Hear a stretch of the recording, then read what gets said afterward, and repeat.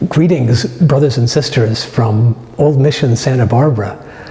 I'm standing here in the museum connected to the mission, just across the threshold, where visitors are greeted by this wonderful panel, which I like very much because it describes right at the outset of the museum tour 3 different groups, which for me represent 3 different dimensions of the reality that was in place here at the founding of the mission, and dare I say, continue to challenge us today. The grouping first described as a brief description of the Chumash people, the native people who arrived on the central coast of California approximately 13,000 years ago.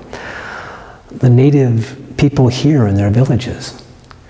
Secondly, it describes briefly the Franciscan friars who came here as missionaries and evangelizers in the early 16th century.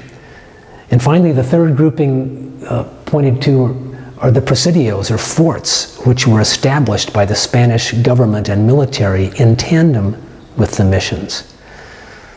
Interesting that these 3 groupings point to 3 dimensions of a complex reality involving a social structure. Certainly the native people had their own social and structures that they lived within. The encounter of those structures with a religious culture like the Franciscan friars. Junipero Serra himself grew up on an island of Majorca, which is deeply embedded in Roman Catholicism. And finally, the intersection with the political and, dare I say, even the military powers that were at work at the time. They direct me to the question, brothers and sisters, and I'd invite all of you to consider it.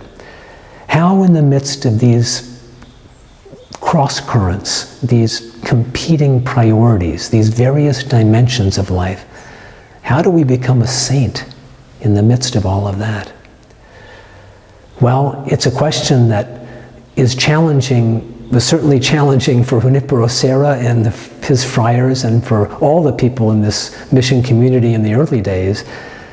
And I think it's one that bears our attention today. The readings for this Sunday speak about the power of wisdom in navigating our life's course.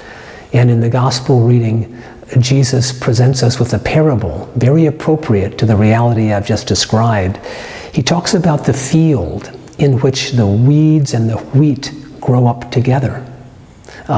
Some plants good, some not so good, some may be hard to identify. And yet the disciples question him, how can we sort this all out? How can we find a way to distinguish one from the other? Well, Jesus presents a parable, which is an invitation to a question. And he points to the power, I believe, of the Holy Spirit, which ultimately has authority over that kairos moment, that harvest time, when all will become clearer.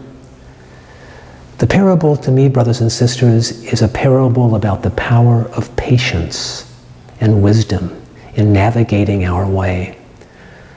As we enter into these important questions this Sunday around the priorities and the confluences and the dimensions of our lives, I invite you to call upon the Holy Spirit for deeper understanding as we explore these questions together.